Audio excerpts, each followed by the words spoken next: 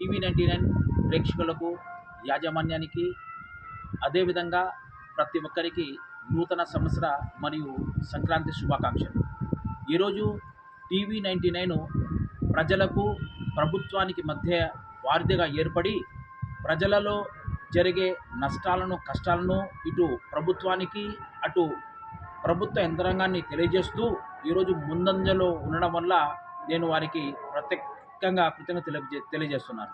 అదేవిధంగా ఎప్పటికప్పుడు టీవీ 99 ప్రజల్లో జరిగే, రాష్ట్రంలో జరిగే అసత్యాలను, సత్యాలను డెబిట్ రూపంలో పెట్టి ప్రజలకు సత్యాన్ని తెలియజేయడంలో కూడా చాలా ముందంజలో ఉండడం కూడా చాలా గర్వకారణం.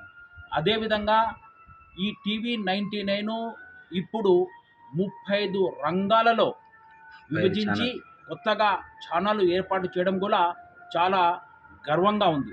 ఎందుకంటే ప్రతి ఒక్క రంగంలో అంటే ఇటు రైతులకు కానీ, భక్తిగా కానీ, అదేవిధంగా విద్యార్థులకు కానీ అంటే 35 రంగాలలో వీరు విభజించి కొత్త ఛానల్ పెట్టడం వల్ల ప్రతి ఒక్క ప్రజలున్న ప్రతి ఒక్కరికి మంచి జరుగుతుందని ఆశిస్తూ, అదేవిధంగా రాబోయే కాలంలో టీవీ 99 అందరికంటే ముందంజలో ఉండి ప్రజలకు సేవ చేయాలని నేను కోరుకుంటున్నాను.